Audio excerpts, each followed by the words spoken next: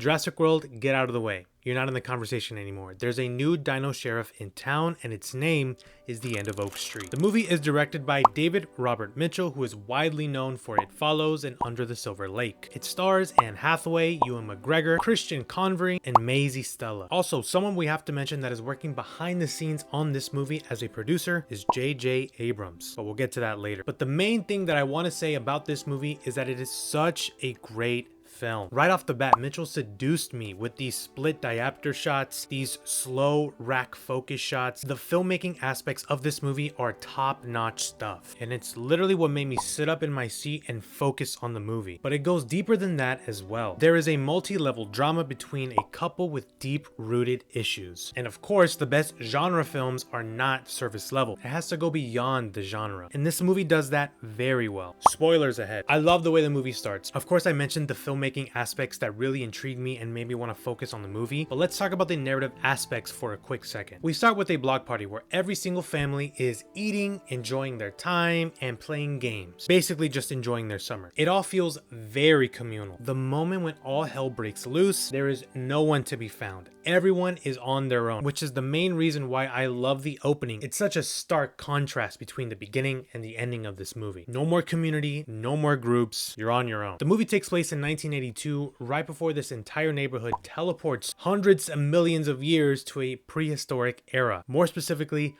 one that includes dinosaurs. Now, does the movie answer a lot of the questions surrounding the plot, surrounding this teleportation that happens for all of these families? Not exactly, but that's okay. What it does stick to is this failing relationship between Denise and Greg, and maybe a more broader aspect about what it means to be a community, what it means to be together, to be a strong, tight-knit group. Denise, played by the great Anne Hathaway, who's also in The Odyssey this past summer, she plays a very complex character. In the movie, she's an aspiring writer, and through her writing, she fantasizes about leaving her life behind, family and all. For a summer blockbuster, that's very rare territory, which I deeply appreciate. Greg, played by Ewan McGregor, just lost his job, so he's working part-time as a pizza delivery driver. He's very different from Denise. Greg is a very optimistic person. He tries to find the best in people. He tries to find the best in every situation, which is starkly contrasted with Denise, who she is a very pessimistic person. She's a realist, and she takes her situations at face value. Denise is a very strong-minded character, while Greg is more passive in his decision making. Now, how does this relationship take precedent over dinosaurs? I don't know, but it does. There's a really great scene where the entire family is huddled around in a circle in their living room as they barricaded themselves inside their home. They just finished watching all of their neighbors get mauled alive by dinosaurs. So adrenaline is high, they're trying to calm themselves down. And they have this great discussion about their predicament, where they're at, can they leave where they're at? And through this conversation amongst this family, you get to see their points of view, you get to see their philosophical takes. Greg, the father, believes that they'll survive, and he uses God and he uses blind faith as his reasonings for it. He just knows, he knows deep within his soul that they're gonna get out of this situation. And their youngest son, Brian, tends to agree with his father. He also says he believes in God, and it makes him feel a little bit more comfortable. So we have Greg and Brian who have this blind faith. Denise does not have this whatsoever. Like I said before, she's a realist. She takes her situation at face value. They are in danger, they need to survive. She's not relying on this blind faith on God to save her. She's gonna want to try to save herself. Their daughter, Audrey, is more on her mother's side. She's very smart, she's very practical, she's always reading these science books. She is very scientific,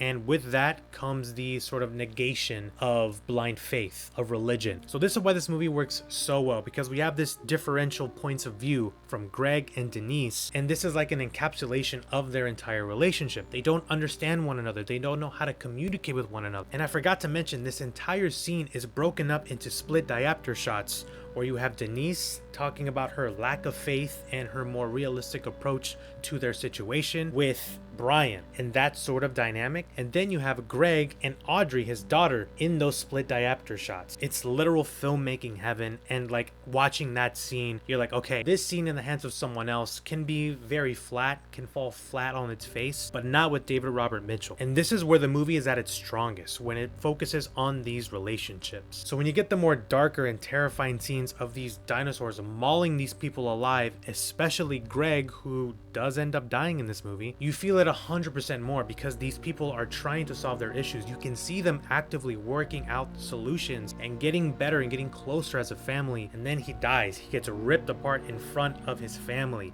His kids see this. His wife sees this. So you feel 100% more devastated when it does happen. You're in a state of shock. Now, I mentioned at the beginning of this review that the producer to this movie is J.J. Abrams. Many people are speculating that this is a Cloverfield movie or something that takes place in that world. I did catch a couple of lines at the beginning of the movie through the radio that some space anomalies are happening. Maybe that could speak about why their entire neighborhood zaps into another time period filled with dinosaurs. Who knows? But shockingly, it's sort of irrelevant because the movie works so well as this isolated drama that just so happens to have dinosaurs that even speculating that this could be a Cloverfield movie, it's all the same to me because the movie is that good by itself. Similarly to 10 Cloverfield Lane, that movie works so well because it's an isolated thriller. It's about a woman trying to survive her situation. So it's very similar to this movie. This movie has this like unusual feeling at the very end of the movie. It's a happy ending,